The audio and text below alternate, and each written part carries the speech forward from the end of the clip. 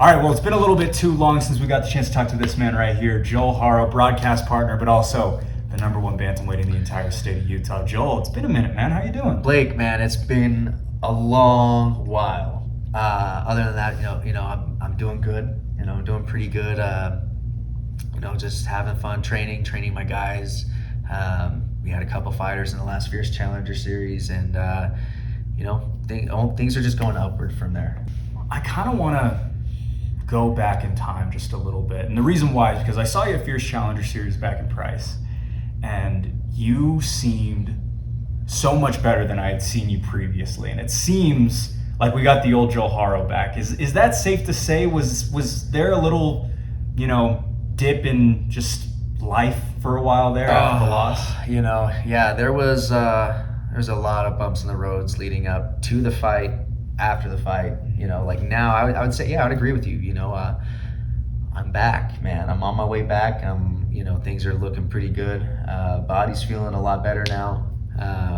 Yeah, man, things have been worse, but we're all in the up and up, I kind of would love to talk, if you're comfortable with it, talk a little bit about February, because to be completely candid, like, you and I are friends. We call the fights together. Yeah. And I went to go see you immediately after, and whether that was the pain medication or whatever it may be, like, you were in really good spirits and you were good. But I know that wasn't what the story was when the dust settled. I knew that was really difficult for you. Yeah, obviously losing sucks, and I knew exactly where I lost.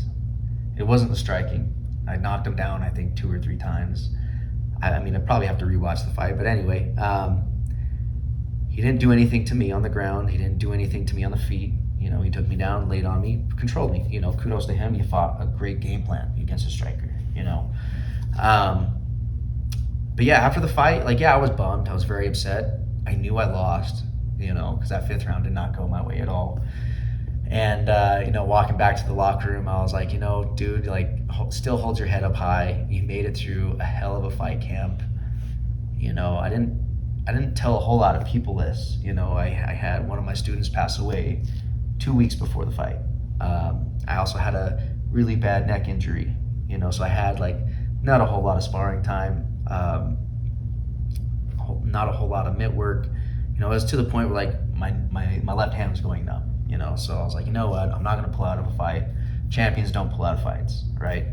And so I did my best to rehab it with the time I had, and then also, not knowing, am I going to the Ultimate Fighter, or am I fighting? And things outside of fighting happen in life, So all the best you can do is just control what you can control, and I felt like I was doing my best that I could, to control the things I can, and just the lead up to that. Am I going to tough? Am I fighting? Should I pull out of the fight? No, don't pull out of the fight. And then the death happens on the team. So I was like, what? I'm just gonna go out there and fight. I love fighting. I love training. I love being a martial artist. And at the end of the day, too, man. When I was in that cage, I felt way too comfortable. It was cool. It was a sold out arena. You guys saw it. First opening minute of the fight, dude. I'm pressed up against the cage. 2 things, man. I was kind of chuckling to myself, because I was like, oh, this is exactly what he was going to do. I knew it, right? But then the other thing was dude, take a second, calm down, you'll be all right, because I was a little amped up too. And I look up to the big Jumbotron that they had there. I was like, oh, that's me, So I was like, in my head, I'm like, dude, just give the fans a smile. It's a sold out arena. You've never done this before. Just live in the moment, But we're also in a fight, So, there's a little bit of a disconnect of the fighter you guys have seen in the past, especially to my Styrewall fight, And compared to that night, I just was not me, Half of me was in that cage. The other part of me was back home. I remember we were actually right back there, and we were training together. And I remember we were talking about tough. You were on, then you were off, then you were back on. Mm-hmm. And I don't know if I'm actually allowed to say all that, but then on top of that, it was, are you fighting? Are you not fighting? Who are you fighting? When are you You fighting? didn't know when or who you were going to be fighting for real, For like sure. up until the very end. For sure. And so on top of that, obviously the unfortunate passing of a teammate. And so leading into that, what was your mindset? Because I remember talking to you before, and I know you felt good, and every fighter does feel good typically before a fight, as good as they can. For sure. But how did you feel when you were making that walk? You know, we're gonna backtrack a little bit. I think I found out I wasn't going to tough. I think that Thursday prior to the fight week. I think that's how soon it was. It was insane. It was insane. Close. Yeah, dude. Like they had me do all the tests. They were like, "You're flying out of this airport, right?" I'm like, "Yeah, for sure." You know, in my head, I'm like, "All right, we're living. We're going to start living the dream." You know, like I'm gonna go out there and chase that dream. But at the same time, I'm like, you know what? They told me I wasn't going. I was like, all right. I did my best to change my mindset to, all right, we're going to Idaho. We're going to cold ass Idaho to go fight. It was so cold. It was so cold. You know, and I still had everyone, you know, my corner, my whole team, my family, my mom, my grandpa, my girlfriend Lauren, and you know, obviously the team from COA, from here at Sierra. You know, things felt great still at the same time. You know, although I was bummed, but you know, at the end of the day, it's cliche as it sounds, as Bobby King says, man, the journey continues, whether it's positive or negative, right? So, you know, I was like, you know, we're gonna go fight. We're gonna go fight. We're gonna make things happen. We're still gonna go in there. So, like, leading up to that walk, dude, you know, I'm walking, and first off, different atmosphere, you know, than the Maverick Center. I also didn't expect all the lights to be on, so I expected it to be a little dark, you know, just like home, you know, but obviously, you know, not the case. But you know, I was very confident. I was like, you know, I'm gonna go in there. I watched a whole lot of tape on him, Mm-hmm. you know, but at the same time, this most recent fight, I think, was like 3 years ago, you know, and so I had to keep reminding myself, you know, he evolved, you know, I'm sure he evolved, you know, he's probably a better fighter, you know, and I just knew he was gonna try to take me down, you know, I knew it. But then after the first round, I was like, dude, I don't think I did enough wrestling in camp. We did some wrestling in jiu-jitsu class. You know, we always start from the feet when I'm training for a fight, just for that aspect, right? But at the same time, we didn't really focus on the urgency of getting up. You know, get taken out, get back up. You know, I did my wall wrestling. I did great on the wall wrestling. I feel like, but like overall, dude, like I felt too complacent, too comfortable being on my back, trying to do jiu-jitsu with the brown belt, who I figured was who was going to try to submit me, right? So I think it was like after the second or third takedown, he took me down. Like I was on my back. I was like, let's go. You know, I'm ready to play jiu-jitsu. You know, and with no thought of the clock in the back of my head. Mm-hmm. You know, and if I could go back, yeah, dude, we would have done different things in training camp. You know, especially with my neck injury, you know, I was also kind of limited, but at the same time, it's like, dude, this is your life, you know, this is what's putting food on the table, you know, so you just got to do your best. Was there ever at any point after, I mean, 4-0, the champ, and then I'm going to go on tough, I'm not going to go on tough, and now I lose my belt? Neck injury. I mean, so many things piled up. Sure. It must have been kind of a dark place to be. When did you kind of realize, or how did it hit you when you realized, like, oh shoot, like, this might be a dumb question, but like, when did you realize, like, oh shoot, like I lost, and like I lost a lot in this singular fight? Oh, that's a really good question, Blake. You know, because after the fight, you know, you mentioned I was in good spirits, you know. You know, it's because, dude, like my post said, like a few weeks after I made a post on social media, you know, loss is a part of life, man. You can do your hardest, you can try your hardest, you know, you can do everything right. But at the end of the day, it might not go your way, you know, and before every fight, you know, I always tell people, you know, win, lose, or draw, I just hope I go out and put on a show. And I hope I did that. I hope I represented Utah well back in February, you know. You know, because I'll be honest, it didn't really affect me too much because I knew I'd be back. I know I'm gonna get that win back or get that fight back. You know, whether my next fight's gonna be against him or not. You know, the Fierce belt is cool. It was cool, you know, cool to call yourself the champ, call yourself, you know, hear people call you the champ. Even though, honestly, dude, I hate it. I hate it when people call me that, you know. I'm just a regular dude that loves martial arts and fights and happens to be somewhat good at it, you know. You know, after that fight, I guess to like really say it hit me was when I tore my LCL. You know, because, you know, after that fight, I was motivated. I was like, all right, this is what we're going to do. We're in jiu-jitsu class. Let's not do jiu-jitsu. Let's get to the top. Look for the pin on top. Look for positions to do damage. You know, and one Saturday, you know, training was going really well. I was getting my weight under control in the off season. You know, I was like, you know what, that last fight was I'm going to call it a fluke because, you know, it was not me in there. You know, it was not the Joel Haro you guys see knockout Warren. It wasn't the Joel Haro that dropped Steven Steyerwalt. It wasn't Joel Haro, the same Joel Haro that kicked the leg out of Kesley. You know, it wasn't Joel Haro that choked Nate Owens. You know, so I was like, you know what? Hey man, sometimes you're on, sometimes you're off. That night I was off. So I came back to training, was ready to work hard, get better. You know, that was the only thing on my mind. I want to get better, I want to get better, I want to get better. The striking's good, the jiu-jitsu's good, but we got to get the wrestling dialed in, you know? And we're in training one day, and then pop, big loud pop, right there. And I've gotten injured there, right on that side too. Actually, that exact same spot. That's a terrible I dislocated my shoulder right over there. Oh man. You know, instantly in my head I was like, dang, that was a loud pop. Is it my ACL? Immediately I was like, you know what? I said a couple swear words and I was like, you know what? I'm gonna get up. Can I walk? All right, I can walk. I did a couple jumps. I was like, okay, that doesn't hurt.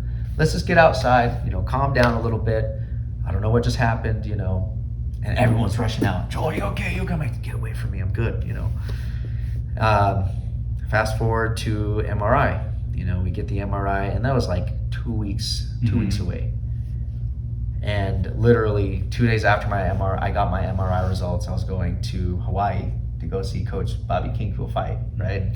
So here I am being optimistic. You know, maybe it's nothing. Maybe it's just the LCL. Worst case scenario, LCL, right? Then I'll be happy with that. And sure enough, yep, we got the results. LCL tear, high grade tear. I'm like, cool. All right, let's start the rehab. We don't know surgery needed.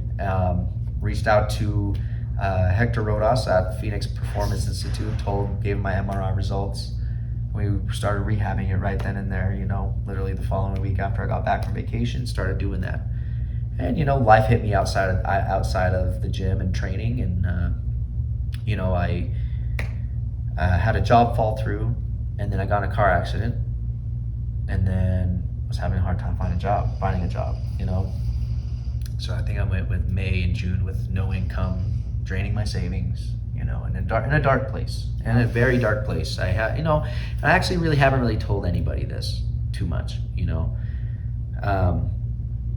You know, my girlfriend helped me out a lot. She's a physical therapist. She would help me do some rehab stuff at home.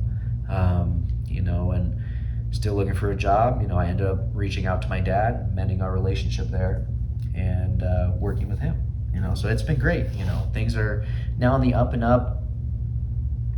You know, just kind of now that I'm healthy, now I'm just ready to focus on myself and get back to training. I want to stay as active as possible this next year. You know. At any time during that dark space, did you ever think I might just be done fighting? No, certainly not. I mean, there were times where, like, I was waking up depressed, man. Yeah. I wake up in the morning, no job, no car, no fighting, no training. You know, I was having a hard time with, who am I? Who am I as a person? Who am I to other people, you know? I'm no longer the champ. Okay, whatever. It's just a Fierce title. It's not the UFC title. It's not the Bellator title. It's not the PFL title. It's a title that doesn't really mean all that much. You know, it looks good on paper, it looks good to other people, but at the end of the day, dude, that belt, like I said, it was cool to have. but that belt did not take away the day job. Sure. You know, there was some thoughts of, I'm gonna be turning 30 this next year. Like, if nothing happens, I'm gonna be very disappointed in myself within the next 5 years. But there, at no point I thought to myself, I'm gonna stop fighting. This isn't, screw this, I'm done. Yeah. That's one thing about me. I'm not a quitter.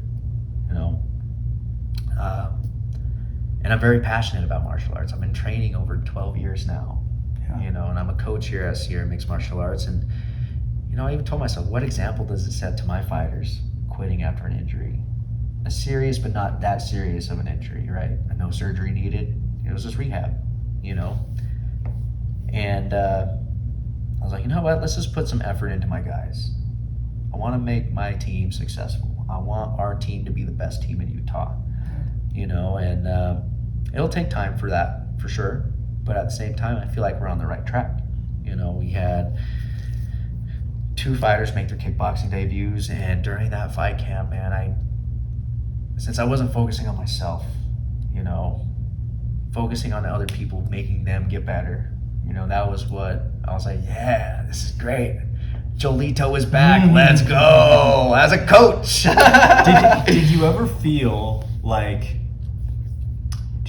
extra motivated to get back into fighting shape, or to be, get back into looking for fights once you were in those camps with Nakia and Aiden?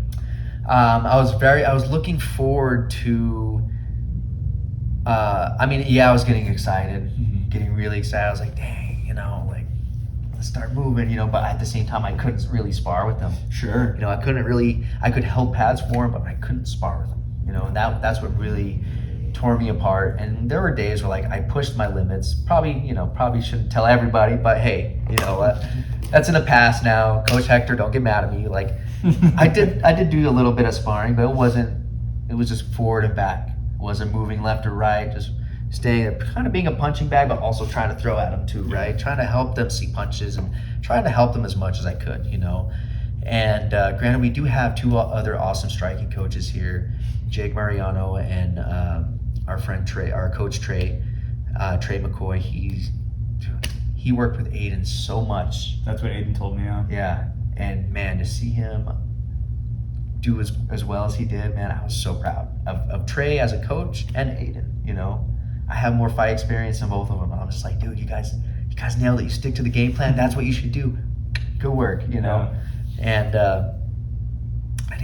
even Kiwi, dude, she did great for her first fight. She had a lot going on during that fight week, and every time she came back from the corner, did I do good?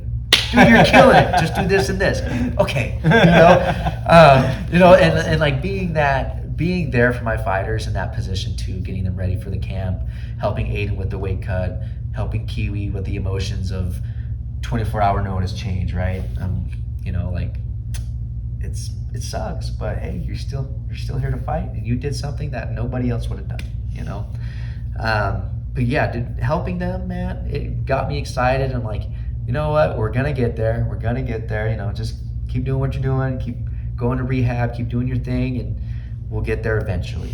And then literally, I think it was the week after the fight that I got cleared to start kicking. I was like, yes, I'm back to training a little bit, And I go up to the dojo now, where Bobby King's opened up his gym, and we did a little bit of sparring. Oh, dude, I am rusty. I got lumped up. I had a couple black eyes, and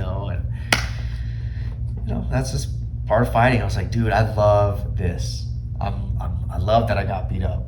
I haven't had that for a while, and it's just gotten it scratched the itch, and now the itch is back, and I'm just like, you know what? We're healthy. I went to boxing today with Coach Gary Gomez, and I'm feeling pretty good, man. I'm tired, but I'm sore. But hey, it's all part of the journey, man. Yeah. I'm getting back, so I'm pretty excited. I've known you for about 1.5 years at this point, and in between each fight camp, we've talked about it, Jason and I, and all of us have talked about it together. You do gain a fair amount of weight. This is the thinnest you've ever looked, and the idea that you've been kind of out of the game, you haven't been training as much as you typically would be. Where did that motivation get to get your weight down? Is it just the desire to fight, or like you look great, man? Thanks. Like you really do. Thanks. Fierce fighting, or the Challenger Series, everyone's like, dude, skinny, what's going on? I'm like, what do you mean? I just had a Beto's burrito on the way down here, you know? But no, I'm just kidding. But it's not. I think what's really helped me is obviously the new job that I'm doing. It's very physical, you know, maybe not very physical, but it's you know, I'm up and moving 24/7 with the job. You know, I'm working HVAC, you know, so I'm moving, you know. But at the same time, that's also encouraged me to like, hey, let's not have a burger for lunch today. Let's go get something healthy, but not chicken and rice. You know, still, you know, find a balance, right? And then also doing a little bit of training. Started running up to the gym. You know, I don't live too far away, which is perfect. You know, I'll run up to the gym, watch jiu-jitsu class a couple times, and then teach. That was it. You know, and maybe drill a little bit in class, but yeah, I'd say knowing that my body's getting healthier, my knees feeling great. I'm like, dude, it's almost go time. You're feeling it. I'm feeling it. Yeah. You know, I'm feeling it, and I'm feeling great. And when I got the text message from Hector, hey, I think you can start rolling. Let's talk about it. I'm like, oh yeah, let's do it. You know, he's like, does this hurt? Does that hurt? Does that hurt? I'm like, not at all. He's like, are you lying? I'm like, no. You know, and honestly, it feels great. He's like, all right, just get a knee brace and knee sleeve, and you'll be fine. You know, if it start, and just be smart with it. I'm like, yeah, for sure. You know. And today was, I think, day 4 of jiu-jitsu back, and it felt great. You know, and I'm just excited to improve. I'm gonna make some adjustments in my training regimen. So yeah, I'm excited. I'm excited to develop as a fighter, and I know people have been talking, when's Joel fighting next? When's Joel fighting next? Joel, when are you fighting next? I don't know. Joel, when are you fighting next? I don't know, man, you know? So I'm just excited to make that walk again at the Maverick Center. Hopefully it's at the Maverick Center, you know, and seeing my family, my Utah family there, you know, everybody here that supports me in Utah, to be out there, and you know, hopefully they'll see this interview and be like, damn, Joel went through a lot, you know, let's go, you know, like people that don't like me or whatever, you know. So it's like, I just want to go out there and show everybody like, hey man, don't sleep on me. I can make an adjustment, and you know, I'm still comfortable wherever the fight takes me. Yeah. You know, like I felt comfortable on the ground with the 10th Planet Jiu-Jitsu brown belt. You know, he had my back at one point against the fence, and I legit didn't really defend it all that well, and he didn't do anything with it, you know. And that was just a glimpse of me being halfway there, or like, you know, I think you know what I mean. But I'm just really excited to get better as a fighter and go out there and put on a show like I always do, and you know, keep riding this journey till the wheels fall off. One of the big questions for me, this is my second to last question, I got one more after this, but what would you say is the number one thing you've learned about yourself throughout these last difficult 6 months that you've really been through, really held back? Yeah, for sure. A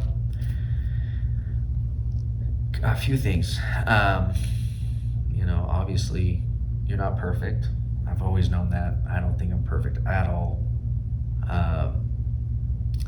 2, your relationship with whoever it is your relationship only, not everybody else's.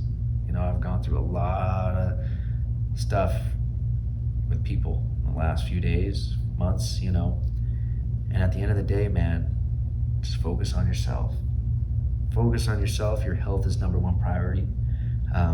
I spoke with my really good friend Jeremy Rodriguez from Phoenix. He comes up here, does a little bit of filming for me every fight, you know, and he's like my go-to person when I'm struggling. I'm like, hey Jeremy, what's going on, man? This is what's going on in my life. What do you got for me, you know? And he's like, dude, this is what your health is your number 1 priority.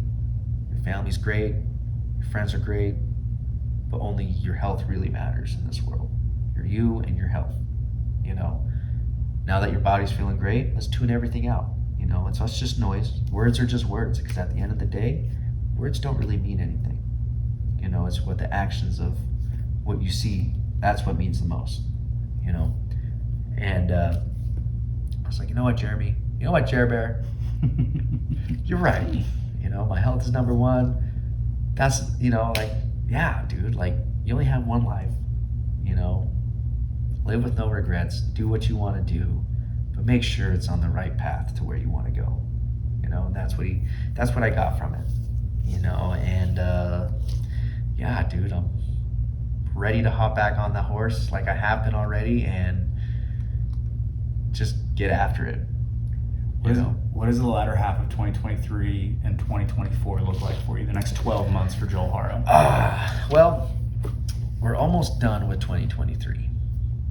And coming off the injury, you know, I'm just, you know what, let's just train, you know, because literally it was fight camp after fight camp after fight camp pretty much, you know, and I never really got time to, I guess, really enjoy life, you know, in between, although I had like, 2 or 3 months in between fights. Oh, that should be enough time to do what you want, right? But no, man, life still hits you, you know, when you're on top of the world, life still come and knock you down, right? So it's like, you know what, now it's just, you've already been through hell. Nothing like that could ever happen again. Let's just, you know, keep moving forward, one step in front of the other. Something bad happens, let's not dwell on it. That's in the past already. You can't change it. You can't dwell on it. You can cry, you can get mad, but at the same time, dude, nothing will change. You know, kind of going back to after the fight. You said I was in good spirits. A lot of people would be down, you know, and I was like, yeah, like I was sad for sure. I got back to the Airbnb and I took like a 20-minute shower just standing there. I'm like, dude, I just lost. Okay, let's go hang out with everybody. They came up here to support me. They're still here, you know, and we actually watched the UFC fights that night. Yeah. You know, and dude, it was so crazy because the main event was literally like my fight that I was just in. Yeah. A half hour before I was watching it, you know? It was. And I was like, okay, that's like, honestly, that gave me some motivation too. Like, you know what, dude, it's not the end of the world. You can be sad, you can be mad, you can be upset, you can point your fingers at who you want to blame. I was doing this the whole time, dude. You know, because at the end of the day, you're out there by yourself in the ring. You know, yeah, you got your corner there. You've got Blake and Jason on the mic. And yeah, dude, I was just like, you know what, dude? Just, you got nobody to blame but yourself. You knew exactly what you needed to do, but you just didn't do it. You know, I could sit here and make the excuses. You know what? All this, and this, you know, that's why I lost. You know, I wasn't focused. But at the end of the day, dude, looking back at training camp, you didn't do the right things. You know, you thought you were doing the right things, but you didn't do the right things. So, and I was like, yeah, okay, it's my fault, you know. But let's watch these fights. Oh, this fight's exactly like mine. There's hope. There's hope. I can do this. He can do that. I can do that. You know, I'm not at that high level yet, but I'm going to get there. But dude, right now, I can definitely do that against these guys. So, you know, just keeping a positive attitude towards that, towards life, man. Like, yeah, I went through hell, but like at the same time, there's always light at the end of the tunnel. One step in front of the other. Keep on fighting, baby. Dying to see you again in the cage, man. Thank you so much for the time. Really appreciate it. #1 bantamweight in the entire state of Utah, coming back to the Maverick Center hopefully in a very short amount of time. Yes, sir. Appreciate it. Fingers crossed. Maybe sooner than later, but we'll see. Perfect, brother.